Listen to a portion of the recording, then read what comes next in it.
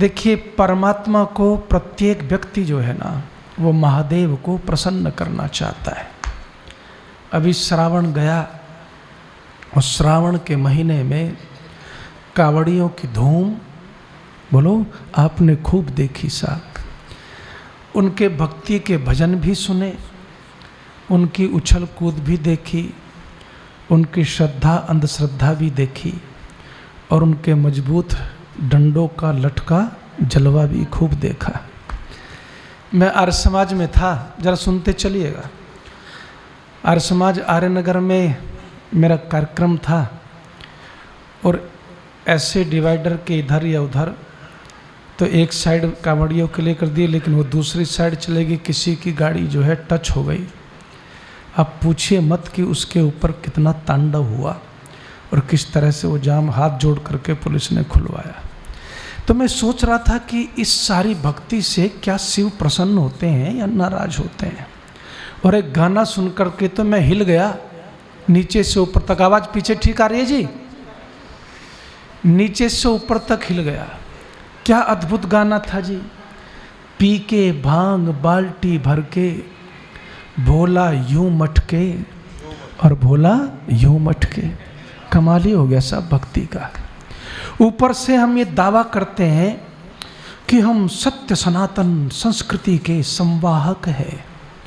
ये कौन सी संस्कृति है मेरे देवताओं, माफी के साथ कहता हूँ, ये कौन सी संस्कृति है जिसमें भगवान भी भांग पी करके यूं यूं मटक रहा हो साहब? क्या यही सनातन धर्म है? क्या यही सनातन संस्कृति है?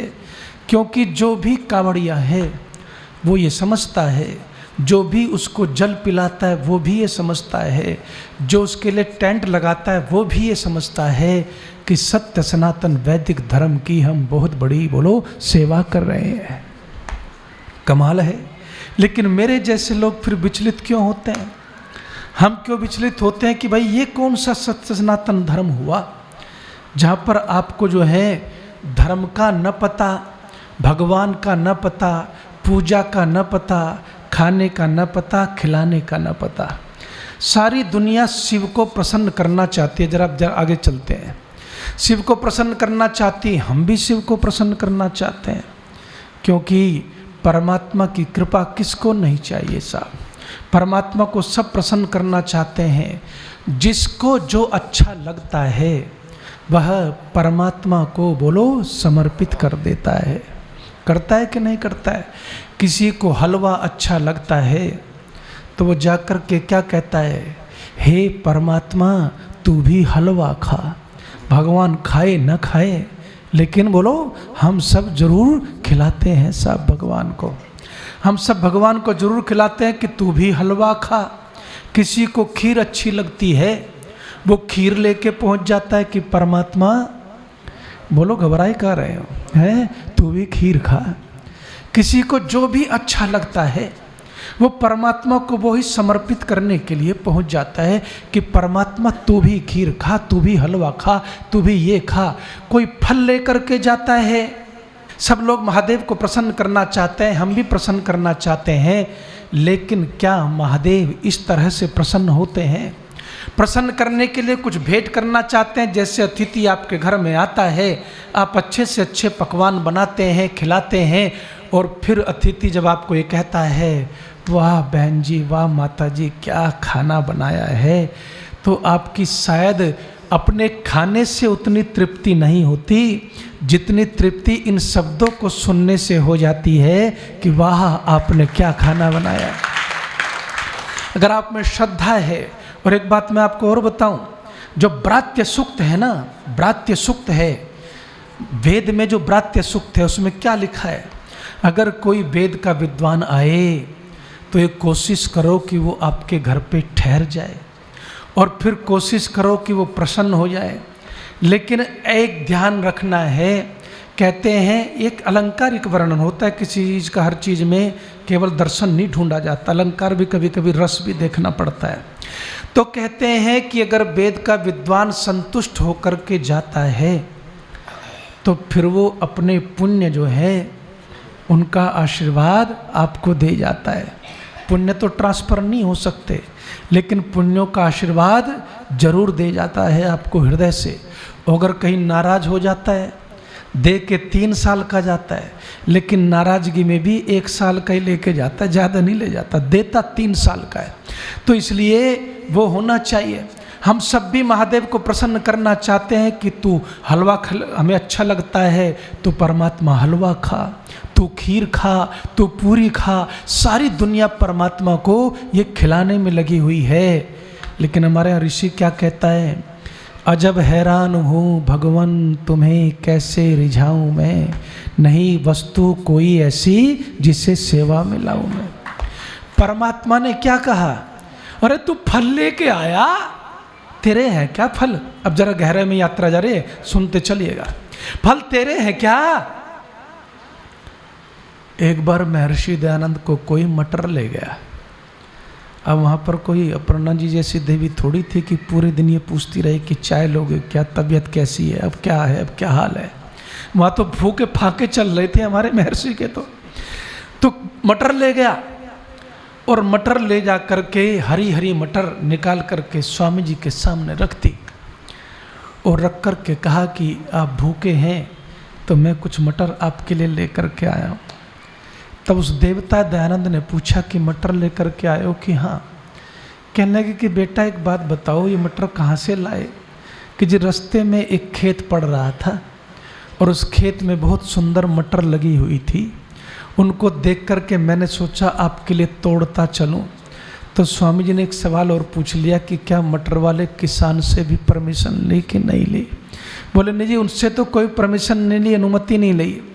तो स्वामी जी कहने लगे एक बात बता कि किसान ने मटर उगाई, उसने मेहनत की और तू बेमतलब ही उससे पीछे बिना तोड़ करके ले आया। कम से कम मुझे तो इस पाप में मत घसीट।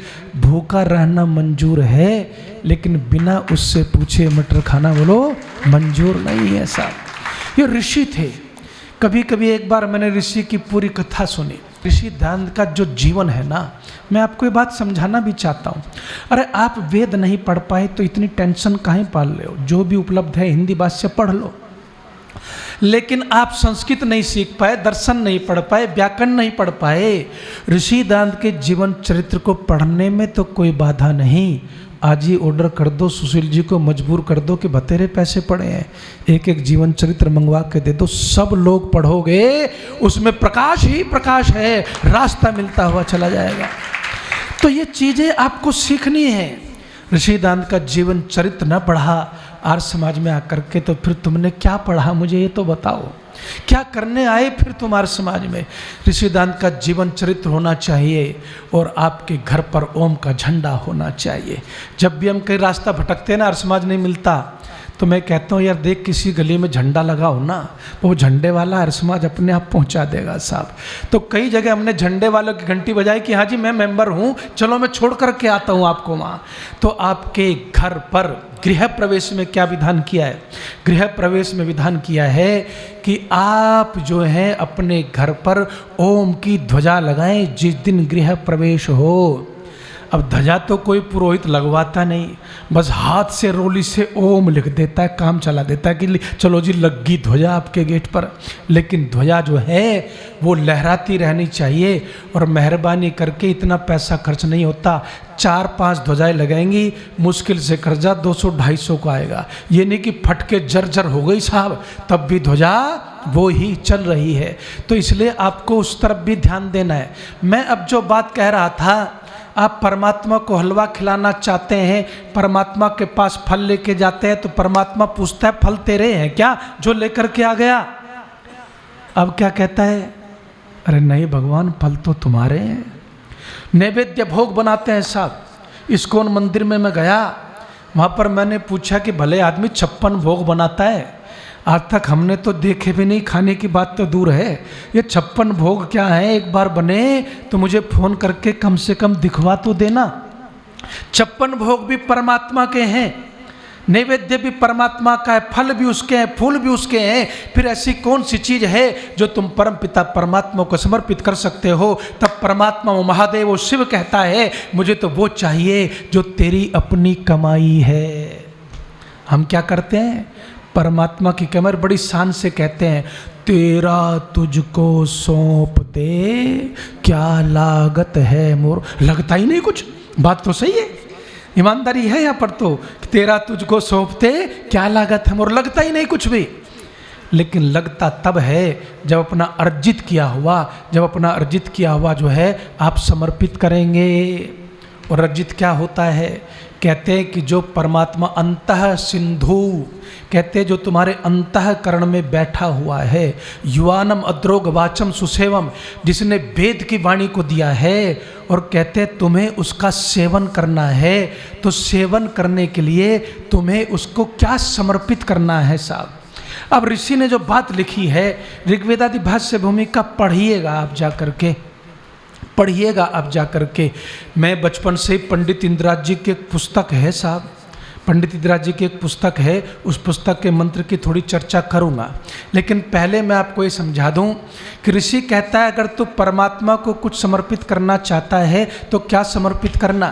कहते हैं कि श्रद्धा की थाली को सजाना साहब, श्रद्धा की थाली को सजा करके उसमें फल न हो तो चलेगा, फूल ना हो तो चलेगा, नैवेद्य ना हो तो चलेगा, मिठाई ना हो तो चलेगी, लेकिन उसमें तू जो परमात्मा को समर्पित करना चाहता है ना, तो ऋषि कहता है जितने भी शुभ कर्म तूने आज तक जो है अर्जित किए हैं, उन समस्त शुभ कर्मों को परमात्मा को समर्पित करना, इसको समर्पण कहते हैं साहब। तब परमात्मा प्रसन्न होता है, क्योंकि कर्म मेरे कमाए हुए हैं साहब। लेकिन हम सब क्या करते हैं, परमात्मा को समर्पित करने में मास्टर लोग हैं हम सब लोग। एक आदमी से मैंने पूछा, आनंद ले जरा, गहराई में चलते चलिए, समर्पण का थोड़ा सा खोल देता हूँ। 5 दरवाजे हैं ना भक्ति के, समर्पण भी उनमें से एक दरवाजा है। तो एक आदमी से मैंने पूछा, आज क्या प्रार्थना की तूने परमात्मा से। मैंने कहा कि तुझे परमात्मा को मित्र बनाना है कि यहाँ बनाना है। क्या प्रार्थना की परमात्मा से मित्र बनाने के लिए। कहता है आचार्य जी मैंने परमात्मा से प्रार्थना की, हे परमात्मा तू मेरा मित्र बन जा। चलो परमात्मा ने कहा कि मित्र बन जाता हूँ। कहता है फिर मैंने परमात्मा से कहा कि परमात्मा दुख तू ले ले सारे और सुख सारे मुझे दे दे। कमाल का समर्पण है यार। अच्छा एक बात बताओ, अगर आप मुझसे मित्रता करनी चाहें या किसी से भी मित्रता करनी चाहें और आप उसे कह दें कि जितने झंझट हैं, जो भी तूफान है, दुख है, वो तो सब तेरे और बढ़िया बढ़िया मज़े की बातें सब मेरी, तो वो क्या कहेगा, एक काम कर, तो यहाँ तक आ गया उसके लिए धन्यवाद, लेकिन दोबारा कम से कम मेरा दरवाज़ा मत खटखटाना।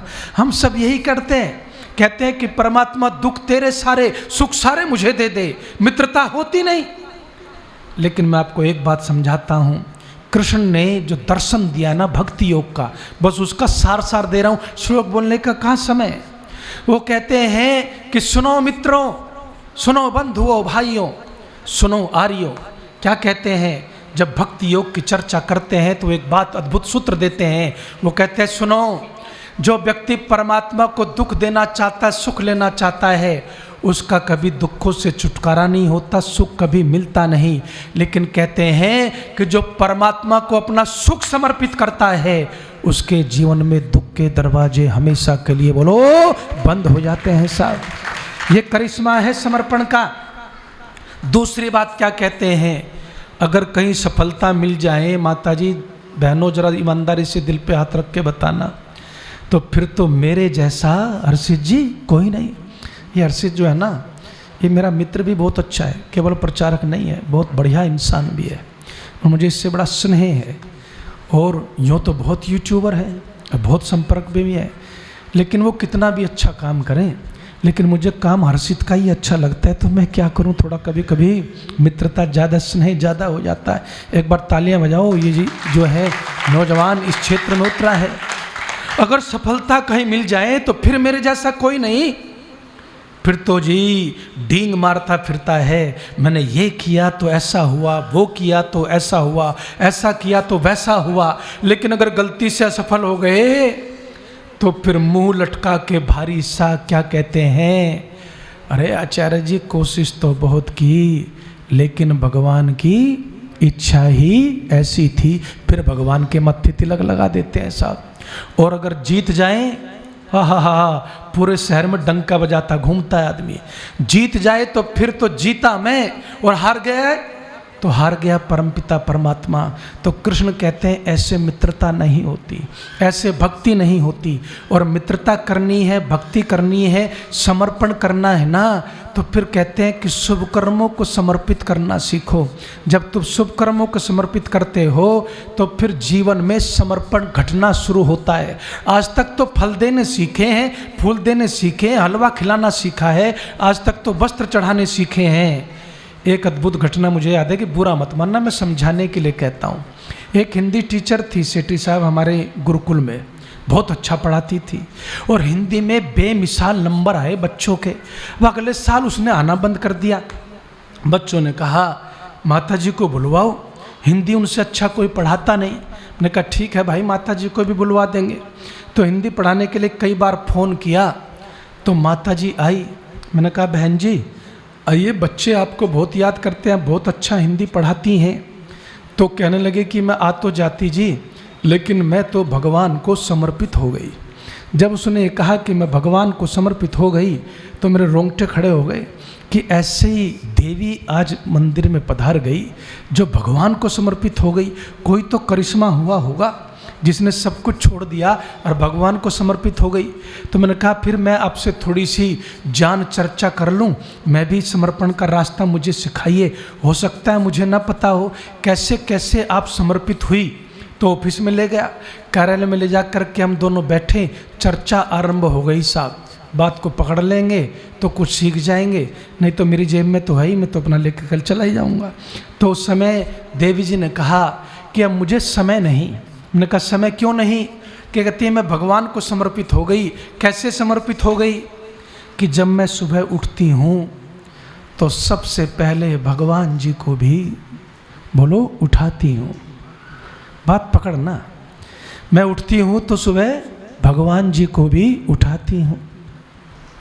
मैं नहाती हूँ तो भगवान जी को भी, अरे बोलो जोर से, डर कह रहे, भगवान नाराज नहीं होने वाला, खुश हो रहा आज है। भगवान जी को भी नहलाती हूँ साहब, और फिर भगवान जी को खिलाती हूँ, फिर भगवान जी के पालने झुलाती हूँ, फिर भगवान जी को वस्त्र पहनाती हूँ, फिर भगवान जी का श्रृंगार करती हूँ, फिर भगवान जी को दोपहर में फिर रेस्ट कराती हूँ, फिर भगवान जी को फिर जगाती हूँ, फिर भोग लगाती हूँ। तो मैं तो 24 घंटे भगवान जी के बोलो समर्पित हो गई साहब।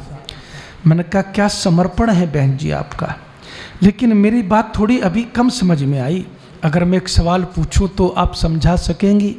बोली हाँ समझा दूंगी। मैंने कहा एक बात बताओ, आप भगवान जी को समर्पित हुई या भगवान जी आपको समर्पित हुए, ये समझाओ मुझे। बोले जी कैसे? मैंने कहा आप उठाओगी तो भगवान जी उठेंगे, आप खिलाओगी तो भगवान जी खाएंगे, और मैंने कहा किसी दिन बीमारी में आपकी आंख लेट खुली तो भगवान जी सोते रह जाएंगे, और भगवान जी सो गए तो हम जैसे लोगों का, उन भक्तों का क्या हाल होगा, ये तो समझाओ कम से कम। मैंने कहा भगवान जी जो हैं वो सोते रह जाएंगे, आपके उठाने से उठेंगे। आप भगवान जी को खिलाने वाले बन गए, आप भगवान जी को सुलाने वाले बन गए, आप भगवान जी को वस्त्र पहनाने वाले बन गए। मैंने कहा बहन जी आपका कुछ समर्पण नहीं, आपने तो बेचारे भगवान को अपना कैदी बना लिया, भगवान को अपने अधीन कर लिया। अरे इसको समर्पण नहीं कहते, समर्पण तो कहते हैं अपने पुरुषार्थ से जो शुभ कर्म कमाए हैं ना, उनको परमात्मा के चरणों में अर्पित करते हुए ये कहना, ये शक्ति भी परमात्मा तूने दी है, मेरी हस्ती ऐसी कहाँ कि मैं जीवन में कुछ अर्जित कर पाऊँ। ये समर्पण का खेल चल रहा है, और इस खेल के पीछे वो गुरुडम है, गुरु भी हैं जो लिखवाते हैं कि मैं तो पूरी तरह तुम्हें समर्पित हो गई, पूरी तरह तुम्हें समर्पित हो गया। ऐसा कुछ नहीं होता। समर्पण का जो तरीका महर्षि दान ने बताया उसको सीखना चाहिए। तो मैं आपको बात कर रहा था, पंडित इंद्राज जी की पुस्तक है यज्ञ पर्व सुधा, उसमें जन्मदिन के मंत्र हैं। और क्योंकि मैं भजन वजन गा लेता था, मंत्र ठीक ठाक बोलता था, तो फिर गांव में जो डिमांड आती थी, कहीं कहीं मेरी स्पेशल डिमांड आ जाती थी कि स्वामी जी इसको भेज दीजिए। तो स्वामी जी कहते थे जा भाई हवन करवा, एक आध भजन वजन जो याद थे वो सुना लेते थे। वो पुस्तक ले जाते थे, जन्मदिन के उसमें मंत्र थे, उस मंत्र में, जन्मदिन के उस मंत्र में आयुर्यज्ञेन कल्पताम एक मंत्र है। बोलो कौन सा है? नाश्ता वास्ता करके आए हो, अगर खाना इतना बढ़िया खिला रहे हैं फिर भी इतनी धीमी आवाज, आयुर्यज्ञेन कल्पताम। इसका अर्थ क्या था? कल्प सामर्थ्य धातु है, कल्पताम का मतलब है। इसमें हम ये प्रार्थना करते हैं कि हम जो यज्ञ आम पुरोहित, आम आचार्य, आम संस्कृतज्ञ इसका जो अर्थ करता है वो मैं आपको समझा रहा हूँ, वो भी ठीक है, मैं ये नहीं कहता कि वो गलत है। इसलिए इसका शायद जन्मदिन के मंत्रों में संकलन किया गया। क्या अर्थ है इसका? आयुर्जन कल्पताम में कहता है कि हे परमात्मा, मेरी और मेरे यजमान की आयु को बोलो बढ़ा दो, लंबा कर दो। इसके अलावा किसी ने कोई अर्थ बताया हो मेरठ में आज तक, तो उसका नाम बता दो मुझे। यही अर्थ सब लिए बैठे हुए हैं कि हे परमात्मा, मेरी और मेरे यजमान की आयु को लंबा कर दो। लेकिन जब मैंने ऋषि दयानंद को समर्पण विषय में इस मंत्र को पढ़ाना, रोंगटे खड़े हो गए और तब समझ में आया कि ऋषि दयानंद को पढ़ना क्यों जरूरी है साहब। क्योंकि वेदों को समझना है तो दयानंद की शरण में बोलो जाना ही पड़ेगा, और कोई रास्ता नहीं है। जब ऋषि इतने बड़े व्याकरण के विद्वान थे, धुरंधर गुरु के शिष्य थे, और वो खुद लिखते हैं कि जब वेद मंत्र की व्याख्या समझ में नहीं आती थी तो कहते हैं कि व्याकरण के सूत्र नहीं खोलता था मैं, जा कर के यमुना के तट पर बैठता था और भगवान से कहता था अब न व्याकरण काम आ रही, न कोई सूत्र काम आ रहा, अब तो तेरी कृपा ही काम आएगी, क्योंकि वेद तेरी वाणी है, तू समझा सकता है मुझे और कोई नहीं समझा सकता। ये करिश्मा था और ऋषि ने इसलिए वेदों को परमात्मा की कृपा से समझा साहब। जो अर्थ ऋषि ने किए, ऋषिदान ने जब जो है अग्नि का अर्थ परमात्मा किया ना, पूरे पौराणिक जगत में हल्ला मच गया, खलबली मच गई, खलबली मच गई। अरे ये कौन सा पंडित आ गया, अग्नि का अर्थ परमात्मा कर रहा है, वायु का अर्थ परमात्मा कर रहा है। तब ऋषिदान ने कहा हिम्मत है तो शास्त्रार्थ करो ना। जिसमें हिम्मत है मैं बताऊंगा कि अर्थ कैसे किया अग्नि का परमात्मा, मैं बताऊंगा कि वायु का अर्थ परमात्मा कैसे किया। तो ऋषि की जो दृष्टि थी वो बहुत गहरी थी, और बहुत गहरी दृष्टि के साथ ऋषि ने वेदों को समझा। अब क्या कमाल किया साहब, क्या कमाल किया? कमाल ये किया, ऋषि दयानंद सरस्वती ने इसका जो अर्थ लिखा है ना, ऋषि दयानंद सरस्वती ने ये नहीं कहा कि मेरी आयु बढ़ा। महर्षि दयानंद सरस्वती इसको समर्पण कहते हैं, इसको प्रार्थना कहते हैं।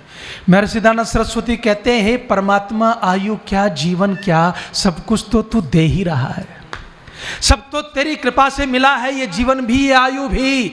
अगर तू अपने भक्त पर कोई कृपा करना चाहता है तो एक कृपा कर, इस आयु का एक एक क्षण तेरी आज्ञा में समर्पित करके जी सकूं, और मेरे जीवन की बोलो कोई विशेष अभिलाषा नहीं है। इसको समर्पण कहते हैं।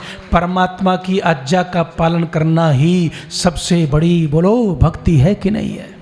परमात्मा की सबसे बड़ी भक्ति ऋषि ने कहा, और इसलिए वो कहते हैं परमात्मा मैं नहीं चाहता कि आयु तू देगा, मुझे पता है जो मेरे कर्म है तू देगा, मैं तो चाहता हूँ कि मेरी आयु तेरी आज्ञा में समर्पित हो जाए, जितनी भी हो वो तेरी आज्ञा में समर्पित हो जाए।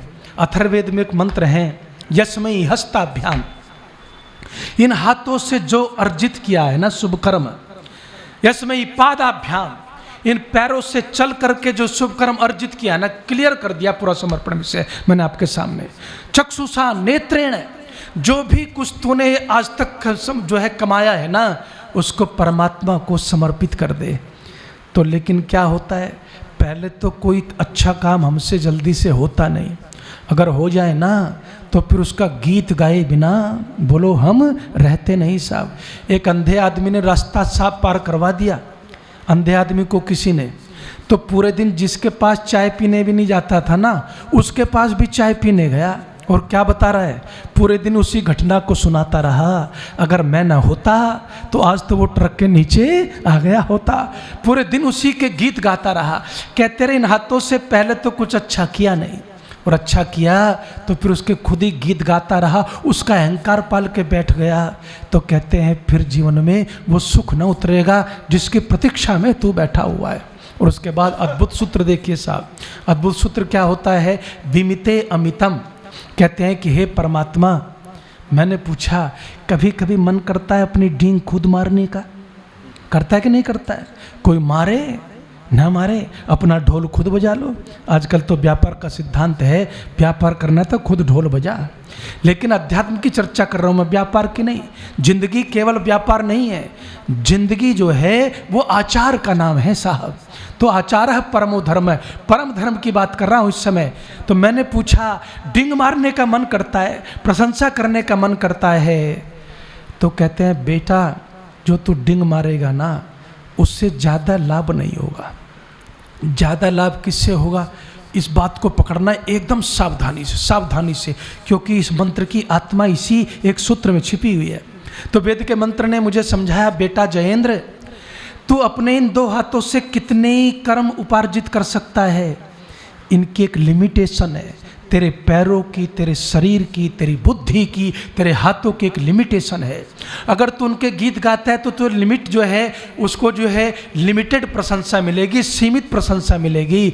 लेकिन एक बात कही, जब तू इन सीमित कर्मों को, शब्द दोहरा देता हूं बात पकड़ना, जब तुम इन सीमित कर्मों को उस असीमित परमात्मा को समर्पित करेगा ना तो तुझे आनंद भी असीम प्राप्त हो जाएगा। इसलिए इस चिंता में काहे पड़ता है साहब। इसलिए मैं कहता हूँ कि चिंता से मुक्त होने का साधन जो है वो समर्पण है साहब। उस समर्पण में अहंकार गल जाता है।